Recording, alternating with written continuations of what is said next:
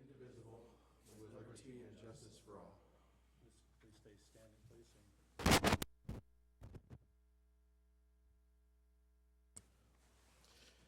Thank you, Vice Mayor.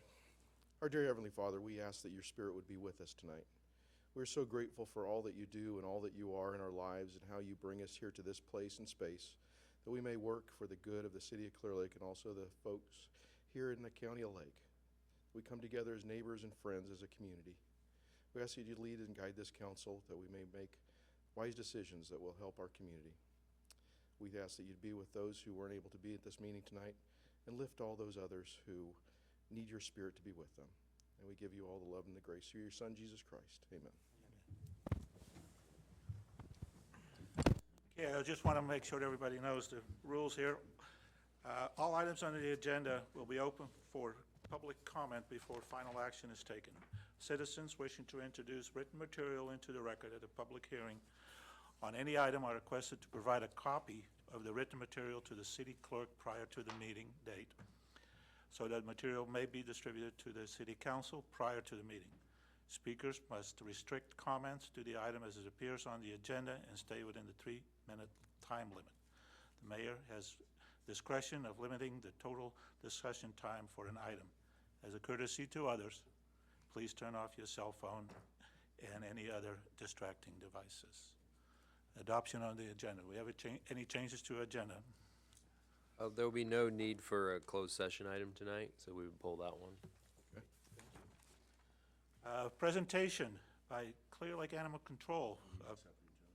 Can I have a motion to accept the agenda?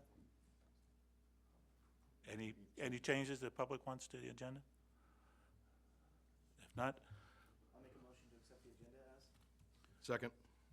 all in favor? Aye. All right. A presentation by Clearlake Animal Control as of January adoptable dogs. There we have one. Huh?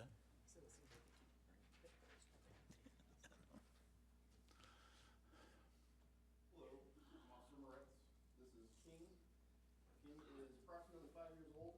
He is an American Staffordshire Terrier. He is neutered, up to date on all of his shots. He is also microchipped. He is very patient. One of the nice things about him, we actually just sat in the truck for about 45 minutes out there in the parking lot. He didn't complain once. He's also very good on the leash. I had him on what we call a long lead earlier. It's about 10 feet long, and even with that, he stayed right next to me the entire time. And when I would stop, he would stop, and when I would start walking, he would go again. So he's very intelligent. He's very affectionate. We got him back in October. He was surrendered to us. His owners were moving, and we couldn't take him with them. Adoption fee is $115.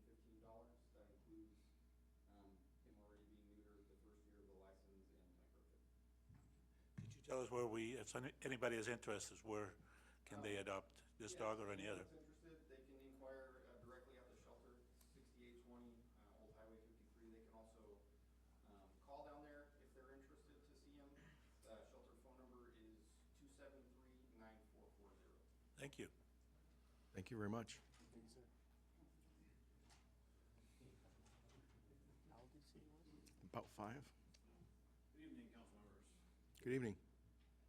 We're off to a pretty fast start this year. We've taken a lot of dogs in so far. We've taken 53 dogs into the shelter, so it's quite a large amount for being 23 days into the year. Of those 53, 34 have gone to rescues, 8 have been returned to their owners, 10 have been adopted, and 1 has been euthanized. So the live release rate is pretty good right now at 98%. So Good. hopefully that stays up high and the amount coming in goes down.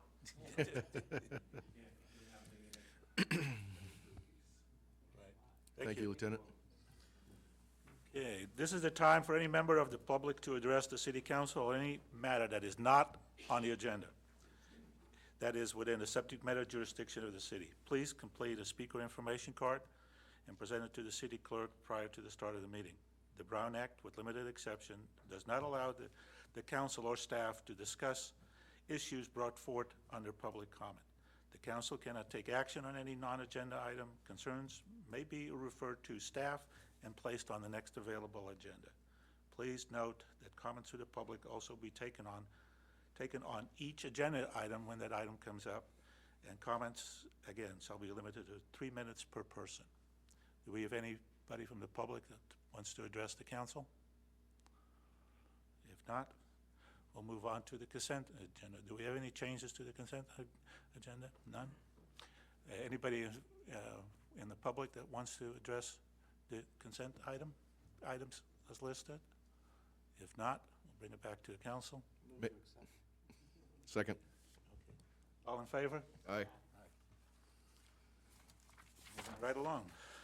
The first item of business, first reading of ordinance 236-2020 to clarify and correct ordinance number 222-2019 related to issuing, handling, appeals, and penalties of administrative citations. Mr. City Manager. Thank you, Vice Mayor. So Administrative Services Director Swanson will provide the staff report to the council. Honorable Mayor and Honorable Vice Mayor and council members. Ordinance 222-2019 related to the issuance, handling, appeals, and penalties of administrative citations was adopted in February of 2019. While we were codifying the ordinance, a typo was discovered in section 1-9.7E1B, which referenced a non-existent subsection. A copy of the page with the errors provided to you on the dais. It is necessary to adopt a new ordinance stating the correct subsection, which is 1-9.6. Staff is recommending holding the first reading of the ordinance by title only, waiving further reading, and setting the second reading and adoption for the next council meeting. Fairly straightforward. Okay, we'll open the public hearing. Anybody has comments on this item? If not, we'll bring it back to the council. Council, any comments? No. No? Can I have a motion? Motion. I'll make the motion. I'd like to make the motion that we accept ordinance number 236-2019, read it by title only. An ordinance clarifying and correcting ordinance number 222-2019, and ordinance amending chapter 1, 10, and 18 of the Clearlake Municipal Code relating to the insurance, handling, appeals, and penalties of administration citation, amending the general penalties for violations, adjusting penalties for cannabis-related violations, and providing for immediate imposition of fines in specified circumstances, and waive the second reading and set the date for February 6, 2020. Okay, any more discussion? Not? Does this require a roll call? No. All in favor? Aye. Aye. Moving right along, item number 10, receive update on Hope Center project and provide direction on city funding support. Our city staff will provide some clarification on this. Yeah, so Councilmember Purdock requested this item be added to the agenda at our last council meeting. And so we have representatives of the Hope Center here, but perhaps Councilmember Purdock wants to provide a brief introduction to the. Thank you, Mr. City Manager, Vice Mayor. Thank you very much for adding this to the agenda item and that we could hear it tonight. And at this point, I would like each of the members that are here to speak to share their vision for Hope Center and the reasons why we need it and why I ask that it be supported. And then I can make comments after. So, any presentation by the applicant? There's really no application this time, but please introduce yourself and see what So here this is tonight, all about. thank you. Here tonight is Pastor Shannon Kimbaloth and the Executive Director for Hope Rising, Allison Pinella. Thank you, ladies, for being here. So thanks for letting us be here today. We really just wanted to talk to you about Hope Center and the progress where we are and maybe be a better solution. So Hope Rising was founded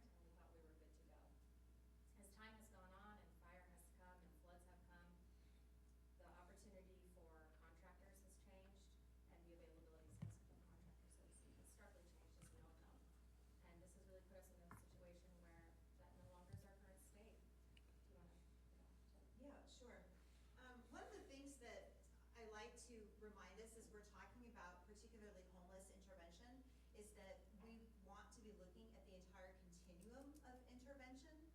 So what we've discovered from the fires, certainly Rocky and Jerusalem, but even here in Clear Lake with the sulfur fire, there are people that are still unhoused from each of those fires. If you drive into Santa Rosa, as we did when we were visiting the tiny home veterans village in Santa Rosa, there's construction everywhere, that there is not construction complete. But there is more construction complete. The barriers that we have faced to housing have been incredible. And you know that, so I don't need to emphasize that. But what I do want to emphasize is that as we're looking at programs, you can go to the next slide, I don't want to do that. As we are looking at the homeless interventions, we want to keep in mind that there is no one right solution. We're not trying to tell you that Hope Center is the only piece of the pie. So we are looking at everything from emergency shelters to home ownership. And if you look at home ownership, you will see that your zip code in Lake County has a significant impact about whether or not you are likely to own your home. On the chart that we're showing you here, Clear Lake home ownership is the lowest of those. Now, if we added Glen Haven, they would have taken that honor, but there are significantly more people that live in Clear Lake. So I think that that's the more relevant data. As we're working with our clients, we're not trying to funnel them into shelters. We're trying to funnel them into the right long-term sustainable intervention for them. At Project Restoration, for example, we had one client come in who was experiencing homelessness when she began applying at Project Restoration, and when she moved out, she was a homeowner in Clear Lake. So we want to keep home ownership and tax revenue and supporting the community and sustainability as part of that overall conversation. Homeownership isn't going to be for everybody, but it will be for some, and it has been for some of the people that we are working with. Now, other clients we know are going to be looking for rental units. And again, it's an entire continuum. The work that we're able to do when we provide intensive one-on-one counseling, as we will be doing at Hope Center, will help us to identify that right intervention. Do we need to be preparing somebody to go into low-income housing? Can they go at fair market value housing? We're looking at that entire breadth, recognizing that the goal is that no person be forced to pay more than 30% of their income toward their housing cost. We know, however, that if you are receiving Social Security and your monthly income on your disability is $900 a month, that means that in this perfect budget, you have only 30%, $300. Right now, it is impossible to find a room, let alone an apartment, for $300 a month. So part of the work of Hope Rising and Hope Center, again, is looking at that entire continuum and many different interventions, Hope Center being just one of them. To look at a little bit more in depth in terms of what homelessness is, 2 years ago, in January 2008, the PIT count interviewed 612 people experiencing homelessness in Lake County. Some people said, that number is high. But because we work in the health industry and Partnership Health Plan is one of the partners with Hope Rising, we have access to data beyond that of the PIT count. And what we know is that in 2019, from January to November, so not even a complete year, in 2019, from January to November, we had 3,370 unique patients identified as experiencing homelessness, sleeping in an abandoned home, in their car, or wherever they could find shelter. Of those 3,370, 1 out of 5 is a child under the age of 18. You might think, why are you bringing up specifically children as you talk about Hope Center? Because Hope Center is not going to be housing children. But one part of this wraparound service is family reunification. So some of our clients, the work that they will be doing, it's not just about getting off the street and finding shelter. It's, all right, you have a child in the foster care system. Is it appropriate for that child to be returned to you? What are the steps that you need to take before that child can be returned to you? And this model of wraparound housing and social determinants of health is working in many Right now, we're following this model within the warming center in Lakeport. We have a client, for example, who Monday through Friday, when the warming center is open, he comes and he sleeps at the shelter. But one of our Hope Rising partners is North Coast Opportunities. They house him in a hotel on the weekends so that he is able to have visitation rights with his child. So again, it's not only about this one specific intervention, but the many ways that we are able to access resources and to connect them to come back into what are truly sustainable models of life. Hope Center in particular, now that I've talked about those sort of broader things, our vision is really to impact poverty in Lake County. And it's not a pie in the sky dream. It is something that we actually work towards. We know because we have done it before. Working with clients, we know that given the right intervention, not just one size fits all, given the right intervention, they can find housing. Our specific mission is to provide that individualized service for neighbors experiencing homelessness who are motivated to change regardless of barriers so they can make a home and become their best self. I'm right now, in honor of Martin Luther King Day, I'm rereading his book, Where We Go From Here, Chaos or Community. And one of the things that he says in Chaos or Community is you don't find a happy life, you make one. At Hope Center, we're going to have the opportunity to help clients assemble the tools to be able to make that happy life, and we're going to be able to do it right here in the city of Clearlake. Here's our timeline. Actually, I just want to go back here 1 second and talk a little bit about this number, Lake County's homeless population, and really point out to you this number 3,370. That is the population of Kelseyville. We have the population of Kelseyville in Lake County that's currently doesn't have a place to live. So I just want to let that sink in. And of course, you can see our neighboring counties and our U.S. California average. So currently, as you know, we have purchased Hope Center. We've secured our architectural services. We've assessed our feasibility study. We've gone back and forth over our feasibility study because initially we were like, this can't be right. Let's kick it back. I think we did that a couple of times, to be honest with you. And then once we took a good hard look in the mirror and realized this is the world we're living in today, we've moved on. We've completed our design process and plans. We submitted our plans to the city for approval, and now we're currently in the process of accepting bids. We've got 2 underway, and we've got another one coming on Monday to do a walkthrough of the facility. From there, once Hope Center is open, we'll be working with you. Want to kick off the part? Yeah, sure. Sorry. Once Hope Center is open, we are particularly excited by how many partners have already committed to coming alongside us in this process of providing the innovative case management and one-on-one work with our clients. So Lake County Behavioral Health, Department of Social Services, North Coast Opportunities, Adventist Health, Redwood Community Services.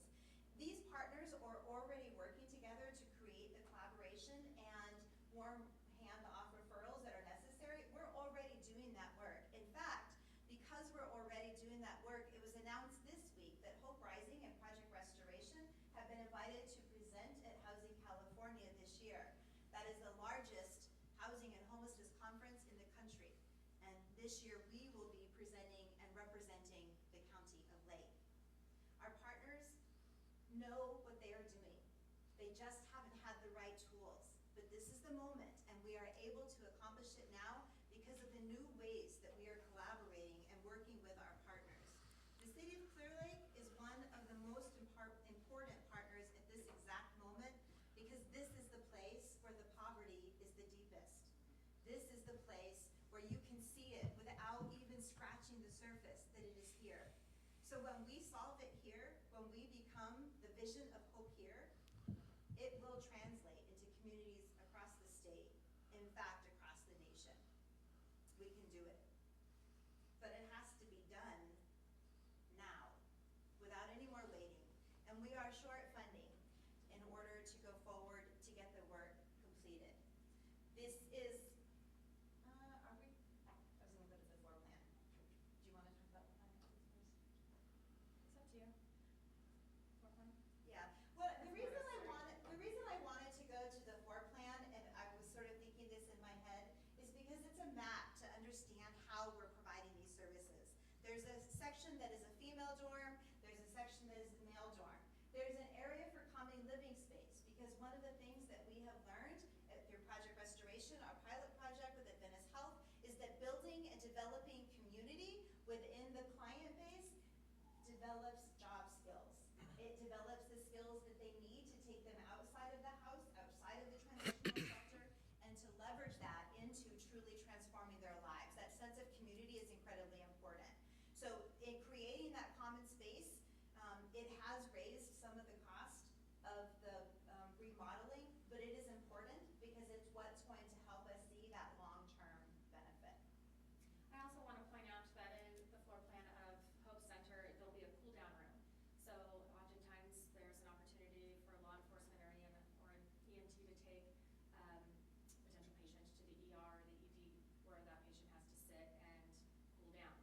Well, instead of taking our precious first responders' time as well as our hospital's time and taking up a bed where a patient who needs the care could be seen, they can come to Hope Center and cool down in a safe place and be released the next morning or at an appropriate time. There's also 2 office spaces in here for Lake County Behavioral Health. They're not just going to be coming in and out when we call them 13 times to get here. There will be 2 staff housed at Hope Center. It's one of the things that we believe and know that this is the beauty of Hope Center. It's not just a place where we're going to be housing our transitionally housed folks, but it's a place where we can meet their needs to help them become their best self. So where we currently are right now is we are in need of $1 million to get Hope Center open. There's an opportunity for additional funding that we're looking at for $1.5 million in June, which we feel strongly that we can acquire. However, we have to show proof that our doors are open and that we're doing the work to be applicable for this round of funding. And we're almost there. And the only thing that's stopping us is this funding that will make this happen. We think we can get some money from the continuum of care, but we really are asking that the city join us and make a stake in the ground with us and say, we're going to do this and we're going to see this through, and this will be something that Clearlake can be proud of. So that's all I really have. Thank you. Questions? Let's see if some other people want to tell something, and then we might come back to you for questions. Thank you very much. Thank you. Anybody else wants to comment on this project? Please come up and state your names. I'm Bonnie Blumenthal. I'm working on another project in the county. But I have to say that these people know what they're doing. I have read the statistics. My background is in public health and as a clinician, as both a nurse and a therapist. So I can tell you from having worked with lots and lots of clients who homelessness and addiction, post-incarceration, all the things that we see here, they respond very well to the model that Hope Rising has given you. And I suggest that you offer at least part of that money to show your faith in this to help turn our city around. Thank you. Thank you. Any more public comment? Ms. Trumbo? Again, please state your name. Good evening. My name is Shelley Trumbo. I'm the Vice President of Community Integration for Adventist Health System. I know most of you because I began here in Clearlake and I still live in Lake County. I go over to Roseville all week long, but I'm still very passionate about the work here. And in my role, I have the opportunity to provide resources and support to the local communities where an Adventist hospital exists. I think an important analogy, while it seems like a rabbit trail, is something like this. There's a financial planner that I think most of us are aware of, and he does financial education and training for individuals. And he says if you have a big challenge financially, personally, and you need to solve it, you do not send $5 a month equally to all of your creditors. What you do is you put all of your resources together and you solve that big problem. And when that credit card bill is paid off, you put all your resources together and you solve the next problem. I think the challenge is in a community like Lake County, when we dilute our impact because we all spread ourselves so thin across a lot of different priority levels. So I do think this is an opportunity for Clearlake, the city of Clearlake, Adventist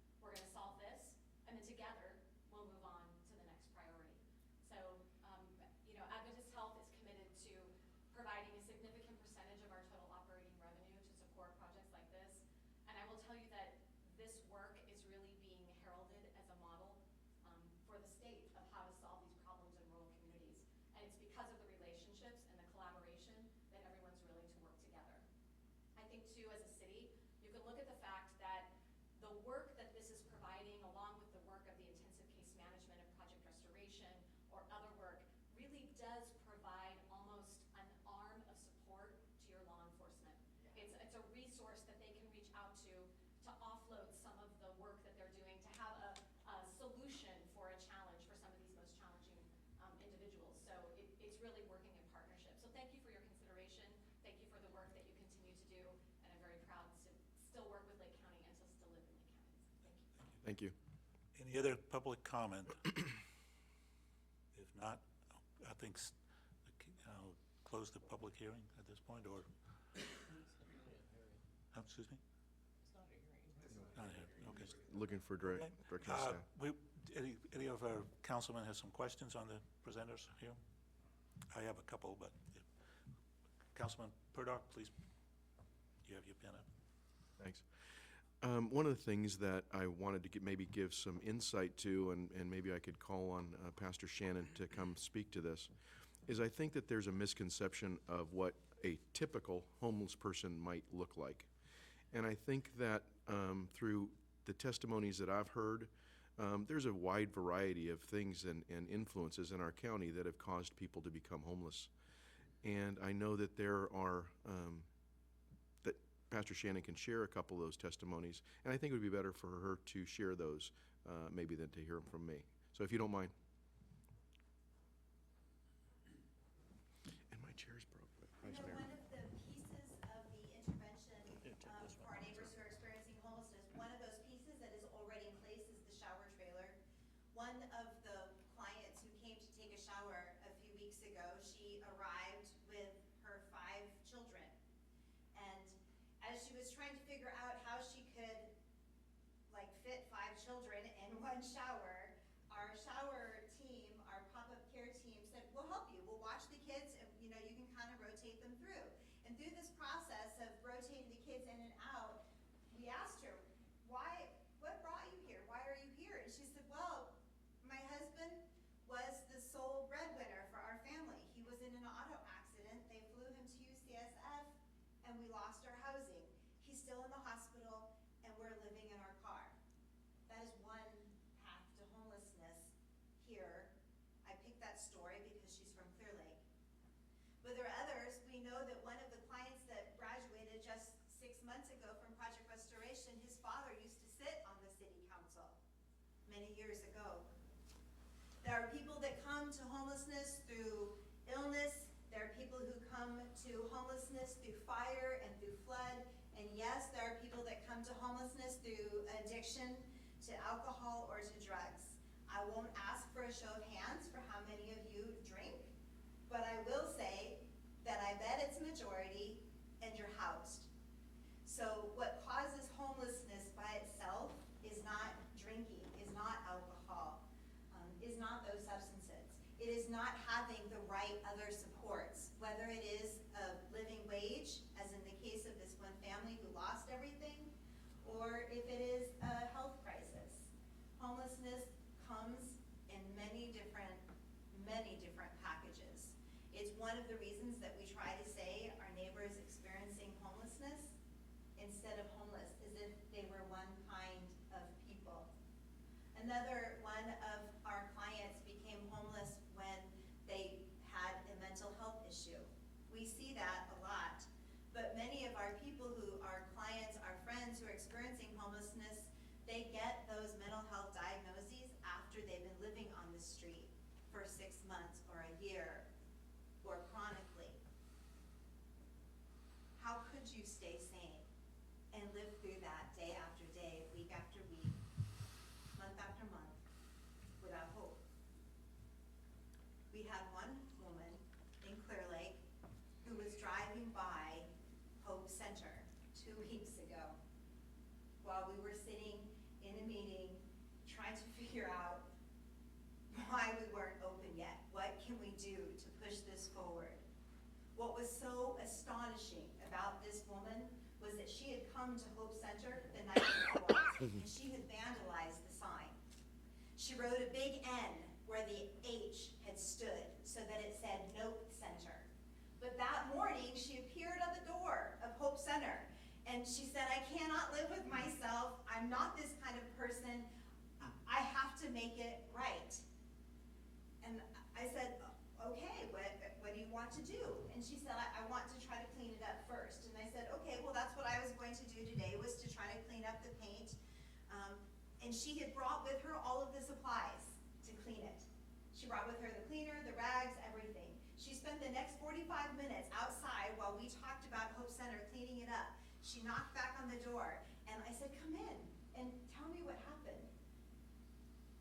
Are you housed? She said, no, I'm living in my car. And as I was driving by last night, I couldn't stand that word, hope, speaking to me when there isn't any yet. There is no hope. Where am I supposed to find hope? And I was so overwhelmed, she said. I went and bought paint to change it to say no, because that's how I feel. But over the course of the conversation, we talked about hope and what Hope Center will provide. And she left herself feeling more hope, and me feeling more inspired about the necessity of moving this work forward faster. Thank you. Councilwoman Overton, you have. Okay, and, well, I don't know who might want to answer this, or if either one of you guys can answer this, because my hope is to start off with, one, I kind of disagree that, I'm going to say 98% of our people that are homeless have drug, alcohol problems, whether it's from being depressed or not, wherever. We cannot cure this stuff until we have a detox center. So, to me, this is really great, and we want to take them off the streets, but taking them in here is not without going through detoxing, because you know as well as I know, the huge majority of these homelesses are either on alcohol or drugs. We have no detox center here in Lake County at all. And until that happens, I just don't think that these projects are going to be as successful as what you think they are going to be. We need a detox center. And this is a great option. I love the house idea and everything, but I think that we need to start, like you said, cure the first problem. The first problem is getting them clean and sober.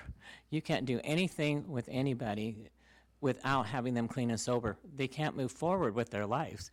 So it's great to house them, but if you can't move forward and there's no detox center here to move them forward, I've been dealing with this with many people lately on trying to give them help for their drug and alcohol abuses.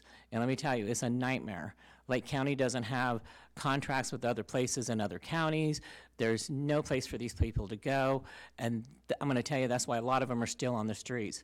It's not that they can't have housing, it's because of the drugs and alcohol that people won't let them stay in those houses. Yeah, so I don't disagree with you that a majority of people who are experiencing homelessness do have mental health, drug, and alcohol addictions, and it becomes greater. The barriers to overcoming those addictions is greater living on the street. I will also say that there's no purpose in sending somebody to do the work, the difficult work of detoxing and recovery, when in 3 months they're going to be back out on the street because they will be using right away. What we have discovered is that often what we are able to achieve, partly because one of our partners is Lake County Behavioral Health, when they come into our program, they may not be housed with us immediately. We may be able to get them into a drug or recovery program before they come to us. That is one piece of this puzzle, and one reason why Lake County Behavioral Health will have an office in the building, not just referring them out. So another part of the work that Lake County Behavioral Health is doing right now is to create that detox center so that there is a place for detox. One of the emphases that I've tried to share today is that there is no one right solution. It is a continuum of solutions. And one piece of the puzzle is, without question, having a detox facility. But if you have someone do that hard work of detox and they're back out on the street, which is their current reality, because that is not the actual cause of their homelessness in many cases, then we have achieved nothing except for one more cycle of recidivism. So I don't disagree that that's a necessary and important piece, Joyce. I 100% agree with you. So- And we need places like that. Because nobody can go into drug rehab without being clean. Don't ask me why that is. That's the most ridiculous thing I've ever heard in my life, that you got to be clean to go into a rehab. That's why they're going, is because they want help. My thing here is that there needs to be a 24-hour place for somebody to go when they want to get clean, because they can't. I'm going to tell you, I deal with homeless all the time. constantly. And I'm going to say the hugest percent, I'd almost say 100% of them, are from drugs and alcohol.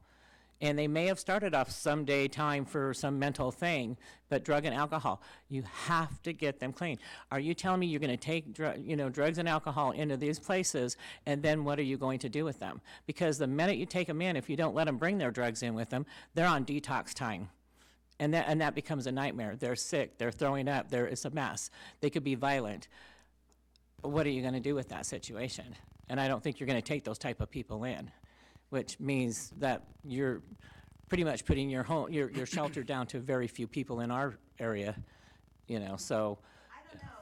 What I can tell you is that at Project Restoration, we have 10 beds and we always have a waiting list, and nobody comes in unless they're sober, clean and sober at that time and ready to commit to long-term care. So in my experience, already for 2 years renting a transitional house upon which Hope Center is based, I can tell you it doesn't work for 100% of the people. I'm not trying to sell you a bill of goods, but it works for a majority. And so as we look at those numbers of people that are coming in that are motivated to change, I don't want for us to resist helping them because we think that a majority aren't ready, because there are enough that are ready for that change. Given the right tools, circumstances, and supports, they will change. So, and how many is this house supposed to house? 20. 20? And how big are the rooms? So is there 2, 3 people in each room? Up to 2. Okay. And so personally, I'd like to see more financial stuff on this and the process that you guys, what you've done to get to here, because I have no paperwork to tell me amounts out of your slideshow, which I appreciate that. So, I mean, see, so I would like to have a little more paperwork on what the steps have been and the financial situations and where you've spent the money at. So, I mean, you've had a 1.3 million. Where has that money went to? So, I think financial stuff, I'd like to have, so. And I'd be happy to speak to that real quick. So we were awarded 1.3 million by Partnership Health Plan, and we used $500,000 to purchase the building. And we currently have $500,000 sitting, waiting for remodel. $300,000 is going towards the operation of Hope Center because we want to make sure that once the doors are open, that we stay open. And so that's earmarked for the operational pieces. But Well, I'd be happy to provide. Right, well, yeah, I think, I'm going to say, I'm not going to speak for everybody else, but for me, to be able to give you $500,000, I'm going to hold on a whole lot more paperwork and in writing, and what's been spent, where it's been spent, and what's the plan, and, how the budget, and, all of that stuff. I mean, yeah, so. Councilman Harris? The 20 occupants, how much time do you anticipate each occupant spending in the home? So that's a great question. Basically, everybody's different. So what might take one person 2 weeks to figure it out, to get their situation in order, or 3 months, might take another a year. So we don't have a 3 months, 90 days turnover rate. We're going to take this occupant by occupant. Basically, I'm sure you can probably answer this. Yeah, what I would add to that is that the legal definition of transitional housing is 6 months to 2 years. And while that is true, I will say that at Restoration House, we've seen 2 days to 2 years. Well, we haven't actually had anyone 2 years, but a year and a half. The key is regardless of how long they're going to stay, that you start talk about transitioning out at day number 1. Everything that you do is geared toward where they're going to be going. And so it will vary radically. At Restoration House, the average is 6 months.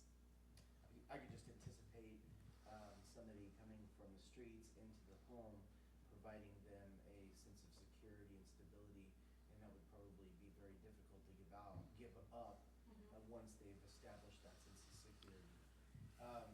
You had mentioned that you have $300,000 earmarked for the operation of the facility. Approximately how long does that $300,000 carry you as far as the staffing and that sort of thing? They'll carry us a year. 1 year. And then what's your anticipation for receiving funding from the 1 year point on? Yeah, so we have partners who are willing to purchase beds to help with our operational pieces. So behavioral health is willing to purchase beds.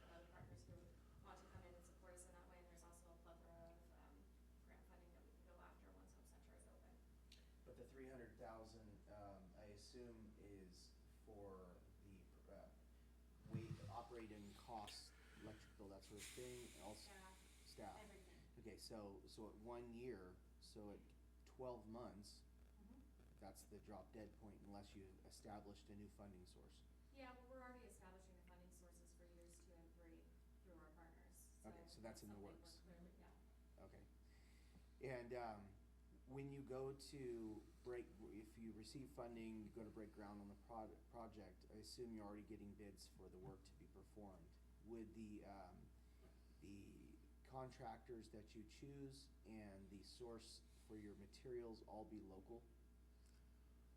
The contractors we're currently working with are all local. Yeah. And the materials that would be sourced for the renovation work would be local?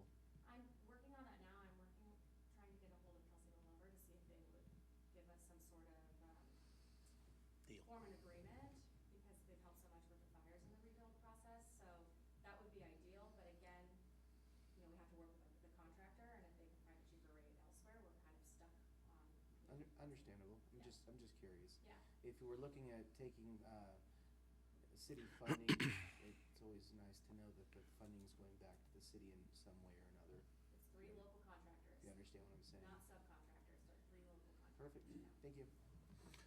Councilman Purdock. Well, again, I just want to thank everyone for coming here tonight and making this presentation.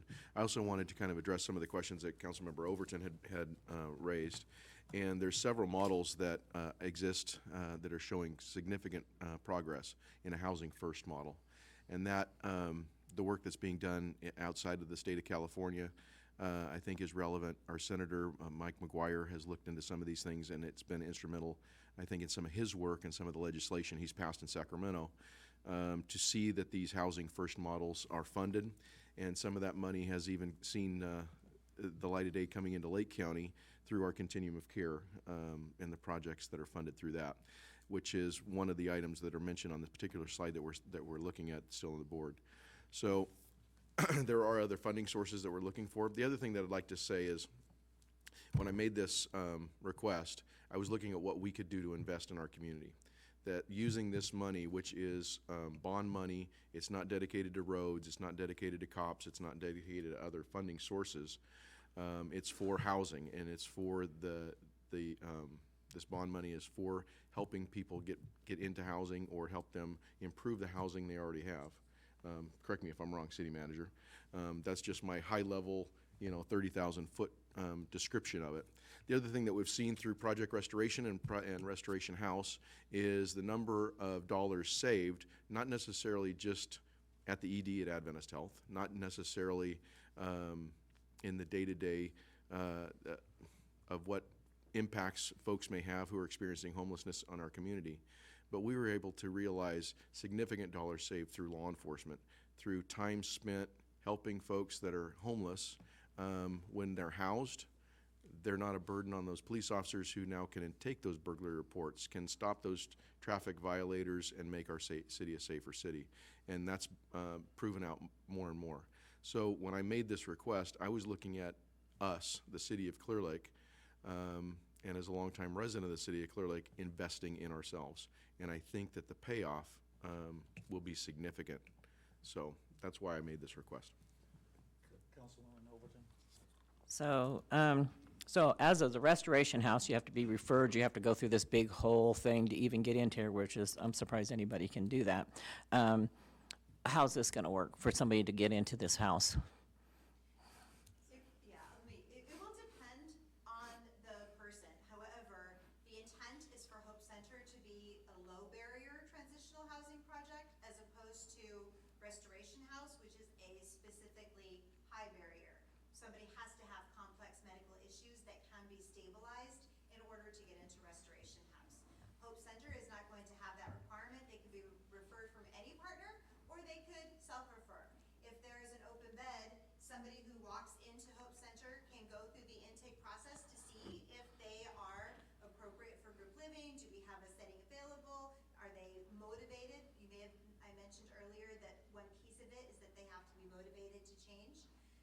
So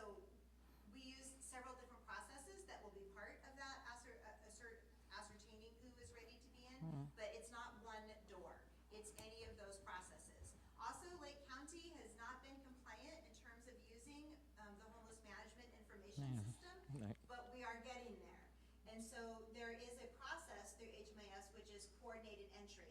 So anybody could go to any of the agencies that are receiving homeless federal dollars, and the computer doing the assessment will come up and say, oh, this is a person who should be prioritized for Hope Center. So any of those ways, walking in off the street, referring from a partner, going through coordinated entry in the COC. Essentially, no wrong door, which is excellent. And this will be like That will be- first transitional housing unit, sorry. Yeah, no, because that's one of the problems is everybody's always got to be referred to everything, and, you know, it just doesn't always work. Let's say they have an appointment someplace, they don't get a bus to get there, it's raining, it's this, it's that, there's just things that stand in their way, along with, like I said, addicts, you know, whatever it is, or mental issues that just functionally, sometimes they just can't get on a bus because of their mental condition. So that was one of the things that, I mean, I'm not saying the restoration house is wonderful, but one of the problems is getting into it. So is making that happen. And I don't want to just open up another place where that's what's going to be the problem, is they're going to have to be referred. If they have to be referred, then it's not helping everybody. Okay, if that's, council, one more comment? No matter how much you try, you can't send that mental telepathy so they know what you want them to say, right? So to answer one of your questions, Councilmember Overton, we have worked, Pastor Shannon has worked with people with addiction issues to find them bed space in other out-of-county, because we recognize the fact that we are very challenged here in Lake County to find that bed space. So when they do present themselves, and we have people who Chief White would be able to make recommendations for someone to be housed at Restoration House, obviously at Hope Center once its doors are open. Our fire EMS are also one of our partners, and they've been very helpful in trying to minimize and mitigate other problems that cause people to be high utilizers. I mean, like putting a light bulb in so somebody doesn't trip and fall. They've been fantastic. They're doing great work. But what I'm trying to get to is there are 16 domains of care that we are looking at for each individual person, and those would also be applied here at Hope Center. So whether we have a detox here in Lake County, or we might need to go to Mendocino County, Sonoma County, wherever that may exist, the work that will be done will get them there. But again, the Housing First model seems to be the best and most successful statistically.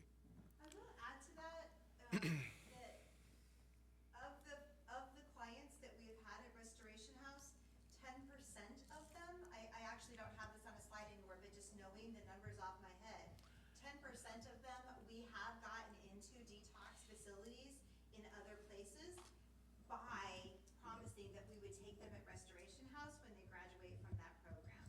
So the fact that they have to be ready to be sober when they come into the house is not necessarily a barrier to getting in. And the fact that Restoration House in particular has a high barrier, complex medical issues, doesn't mean that it doesn't help everybody. The entire community is helped when we are reducing that utilization. But coming back to it, there's no one silver bullet solution. We need all of these interventions. We need a low barrier transitional housing shelter as Hope Center. We need a complex medical that can be addressing it. We need warming centers. We need affordable housing. We need tiny villages. The point is that we need all of them. And one of the commitments of the COC in particular right now, the continuum of care for the homeless, is to be looking at what interventions are missing within the county of Lake. And as Russ is mentioning, Housing First is the current accepted model federally, the best measured model that is receiving the most federal dollars.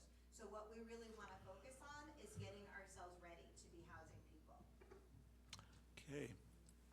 I have a couple of questions, if nothing that council did. How many people, I know Restoration House has some statistics on how much it saves to communities from different departments. Can you tell a little bit more about that? Yeah, I of course don't have project restoration numbers in front of me, but what I can say loosely is that it's $1.4 million for 24 of our clients. We've had 24 of them that we have measured because we have an entire year of data before intervention and entire year of data after intervention. And the joint services, paramedic, police, sheriff's department,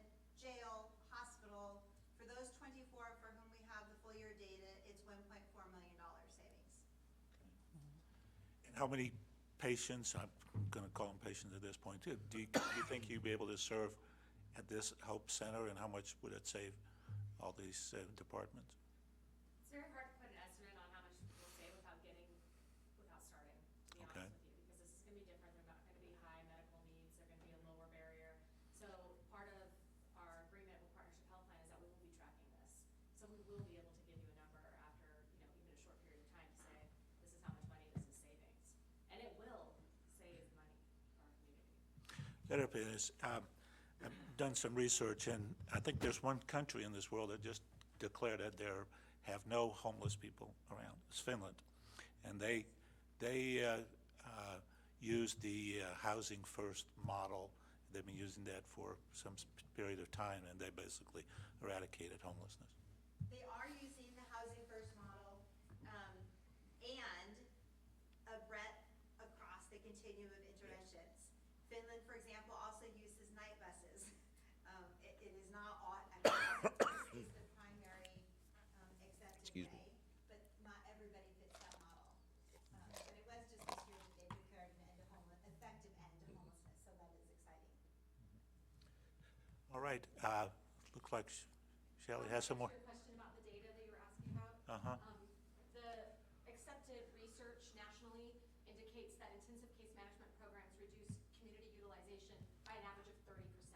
So Okay. if you take all of these programs across the United States and average them, it's an average 30% savings on the costs that are happening. So if you looked, if you quantified every police encounter, every emergency transport, every 911 call, every emergency room visit, and every day in the hospital for this population, you would reduce that cost by an average of 30%. And also the data that Pastor Shannon shared around the $1.4 million in savings, just in case there was a concern that that was sort of us back with the napkin, that data has just been published in peer review articles, JIEP and STAT, which are nationwide top medical journals. So it's been completely peer reviewed. They looked at every single case and verified that that cost savings and that the patient outcomes that were achieved were true and accurate. So just wanted to add that for your questions about Okay, data. thank you. All right, council, moving back to council. If we have any questions, we'll come back. Okay, can I ask a couple, Vice Mayor, could I ask a couple questions? One is, will there be any preference given to folks who are from the Clearlake area? Great question. I think it will be easier for folks who are from the Clearlake area to be part of Hope Center. And one of the reasons I think that you will see that most people will be from the city of Clearlake is because people who are experiencing homelessness are the same as people who are housed. They have a particular city that they consider home around the lake, and they stay in that city unless there is an extraordinary reason that calls them out. We found housing for one of the clients at the warming center this week in Clearlake, and he refused to go because Lakeport is home. He would rather be homeless in Lakeport than housed in Clearlake. So I can't give you data, of course, because we're not open yet, but my gut tells me that a majority of the clients at Hope Center are going to be from Clearlake. Can you touch on the story of the prostitution 2 blocks down? Yes. So Malcolm Gladwell is is a national expert on social theory and change. And what he has been looking at lately is, in his latest research, are what numbers show about location preference. In Kansas City, they did a study about prostitution on one block. In that one block, the city of Kansas City said, we are going to end prostitution here. And other people in the city said, it's never going to happen. And the Kansas City police said, we are going to have 10 officers walking this beat. And people in the community said, they're just going to move the prostitution a block over where it is safer. But in fact, what happened was it stayed right there. The prostitution lowered, the rates of prostitution lowered only while that continued intervention happened, and it did not move anywhere else. So the social researchers came in and spoke with the prostitutes. Why did you not just move 1 block over? Why didn't you just go to a place where you could safely ply your trade? And time after time, what they heard was that that wasn't home. Those aren't our people. This block is home. These are our people. We don't know what's going to happen to us if we go over there. And the people that are experiencing homelessness are very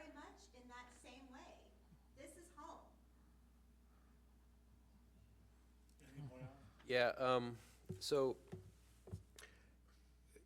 looking at the numbers, as Councilmember Purdock had requested, the city council consider up to $500,000 of funding. So you have $1 million that's needed.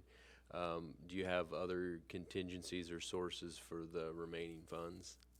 We do, but if the city of Clearlake would like to be our champion in this and say, you know, we don't want you to wait, let's do this, I'd like to ask, I know, Mr. Purdock was recommending $500,000, but I would like to question if $1 million is something the city can do. Like, if they can pioneer this way. And so, I'd be happy to show you what the money's currently gone to. I mean, my understanding was that behavioral health had some funding that would be available. Do you have any information on that? Yeah, I don't have any hard dollars on that, other than the helping with the sustainability of Hope Center. You know, we have, our next Thursday's continuing care meeting, we'll be discussing if Hope Center will receive, you know, anywhere from $200,000 to $400,000. Obviously, that's gonna help, and that's gonna take us a huge way. And we wouldn't need $1 million if when that comes through, but. And then my last question is just if, say the city council decided to provide, you know, $500,000 to the project, you couldn't find another source of the funding, how would that impact the phasing in or the plan? Yeah, it would impact time. It would be one more night, one more month of our neighbors continuing to be on the street. So you would not do any work, you would wait until you're able to receive the $1 million, or how would that work? Thank you for that. We're taking bids now to open up Hope Center in phases because we've recognized that we can't wait any longer. And with the money that we currently have now. So that's why we've started opening up bids with our local contractors, because if we have to get Hope Center open in phases to meet the needs of our community, we're gonna do it. So, that is a part of our process. Thank you. So basically you said if we fund some part of it, maybe other people will come forward? Yeah, oh, absolutely. Okay. All right. Do we have any consensus here on the council, what we want to do with this? 'Cause I have some information I could give you on what funding options are available if and when you want to. Okay. So what Councilmember Purdock mentioned was our Series B bond fund. So these were bonds that were issued by the former redevelopment agency of the city. There were two sets of bonds, one for infrastructure and other things, and the Series B was for low and moderate income housing. So there's a pretty flexible use of the funds at this point because of the dissolution of redevelopment, but we do have a little over $2 million that could be used for a project like this. I would add that I have several other projects in mind that I have not yet brought to council for use of some of those funds, but would expect to bring forward at some point over the next year. The second possible option, which, so those funds are available and with council action could be distributed for any project. The second option is there's some CDBG disaster recovery funding that has been allocated to our zip code based on the disasters that happened in 2017. And so there was a big block of funding, but there were several zip codes that were identified as high priority, and so there were specific allocations given to various jurisdictions. Our zip code has been allocated a little bit over 1.1 million. Now it's taken Housing and Community Development a little over 18 months just to develop the program guidelines for this. There's a letter of interest that is due to them next week, which I have intended to submit. These funds have to be used for some type of multifamily housing project within the zip code. Preference being given to those projects that house folks that were displaced by one of the fires. So I'm not 100% sure if this project would be compatible with that. I believe that it's the best project opportunity that we have available for that funding currently. Of course, the negative, I'm sure from the folks wanting to open Hope Center is that, you know, it may be a year or so before that funding would be available to be put to use. So, but that's kind of the options that I see right now. Thank you, Mr. Ford. Do we have any consensus from council here to move this along? Well, I'd kind of like to table it until maybe the end of next month so I can sit down with them and I personally want some more financial information and a little more clarity of their strategic planning and how this is all going to work than to just hand out, you know, to make a decision tonight. So, No, I don't think we're So, today is giving direction to staff. right. So I want more information, so that's what I want. So it sounds like we want to kind of proceed, but we want some additional financial information from Hope Center, how it would operate. So as far as process, I mean, we wouldn't be able to, the council wouldn't be able to authorize us issuing a check. So the plan was to get this presentation, have the council give some direction to us. Our mid-year budget report is planned for February 20th. And so if there was direction, at that time, I had kind of thought if there was direction that we would include a budget amendment in that action of the council to include whatever direction you wanted. But it could be at any other future time as well if you want more information. Comments? I see Councilor Harris raising this. Just a question on just the general terms of this. Oh, thank you. I've been off this whole time. Just a general question on the terms of this. If we were to be the champion contributor to this, I'm assuming we would maintain some sort of fractional ownership of the real property. I think that there would be some kind of a consideration there. I'm not sure how that would play out, but I think it's worth at least asking the question. The reason I ask this question is because, let's say we contributed to this scenario. I'm not saying this is going to be the way. I'm just saying that just possibility. We contribute to this. We get the renovation done. Everything looks great, but for whatever reason, you can't secure another funding source. And after a year's time, it reaches a disillusioned state, and at which time it just becomes the asset of Adventist Health, I assume. So what I'm wondering is what kind of a security do we have in not having any kind of name on the deed, for example? So I think the council could add any restrictions that they would like to this. You're correct that the property is owned by Adventist Health. There's no real, the only parameters for the use of the Series B funding is that it has to be spent on low and moderate income housing. And even that specific definition can be established by the council. So. In regards to your question, I don't know about you guys, but I'm not sure that Clearlake wants to own another piece of property, but I'm just throwing that out there.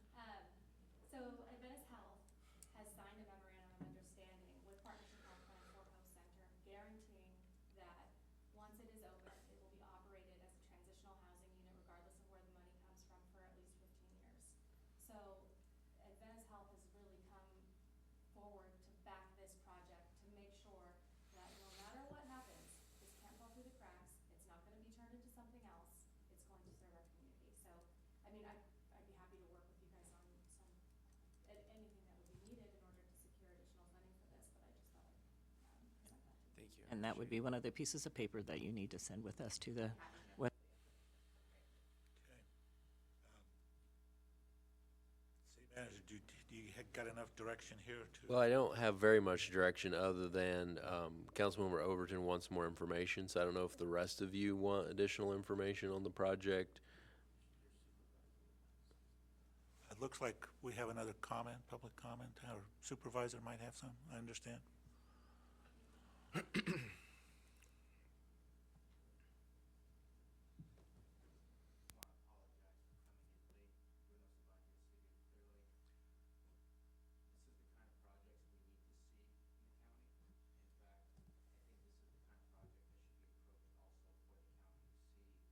I was gonna hit you up next.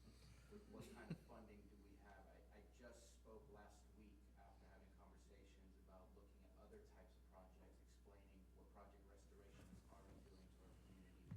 The fact that Hope Center is already in the works of happening. I was speaking with Senator McGuire. I haven't received an email from him yet, but there is a lot of funding that is about to open up.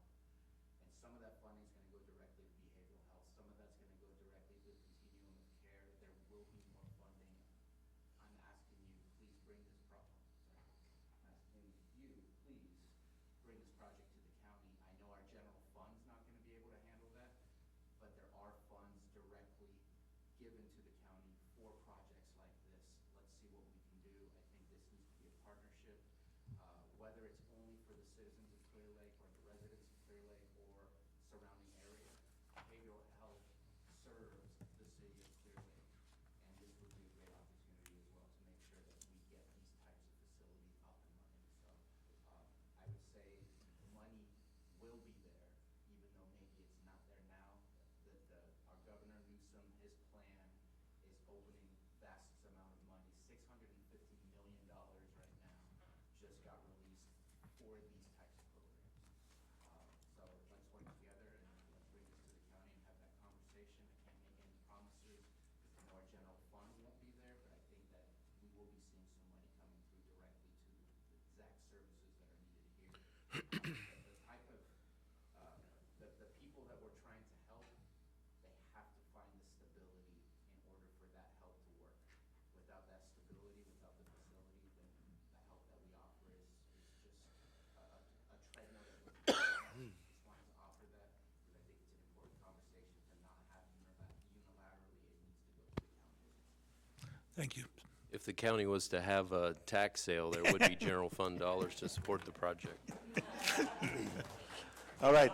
I almost failed to mention, though, or forgot to mention that I did talk to Mayor Kramer earlier today, and he's in Sacramento, so he couldn't be here tonight. But he asked that I share his preference with you. Would be the council would consider funding up to $500,000 if there was another agency that would provide matching funds to that. So I think I'm at the same consideration as the mayor. I like to see this project off and started. It's winter time. This is the hardest time, and I like to see it. It was supposed to open November, I forget when it was supposed to open, but this is sorely needed. We need to do something. We can't just fiddle around. We need to spend, we have the money for it, whether we need to find financials and all that. I'm all for that, but my suggestion is let's get this thing on the agenda and get it moving forward because we need to do this. This is a social issue that needs to be addressed, and it needs to be addressed now. Thank you. Any other comments? So, Alan, you have enough direction now? Or, I think it's like, oh, I put my pen up again. okay, Councilman Purdock has one more. Well, I just want to say that I agree with you, Councilmember Overton. We need to be fiscally responsible with any monies that come into the city or the county, and we need to be good stewards of that. Again, are we investing wisely that money? And as Mr. Flora pointed out, and I was aware, we're looking at that bond money in excess of $2 million, but it's sitting in an account. We're not investing it. And that's why I asked that this be brought forward. So I couldn't agree more. We need to show the numbers, and we have that. But I also would like to move this forward because time has been wasted, and too much has passed. And we've got people that are living under bushes and squatting in homes, and we need to remedy that as soon as possible. Thank you. So I think the direction is from council, is finances on the project and use the strategic plan. And I agree with Mayor Kramer to go up to $500,000. So is there other consensus on the council for the $500,000 number with matching funds, or? Yes. Okay. And so I'll do any work, if I can be of assistance, working with you to, and Councilmember Overton to provide information, but we'll, I guess, prepare through the mid-year budget process to allocate $500,000, and then you'll have another chance at that time. You could make an amendment or decide not to do it, or whatever you want to do. Okay. Oh, Councilman Harris.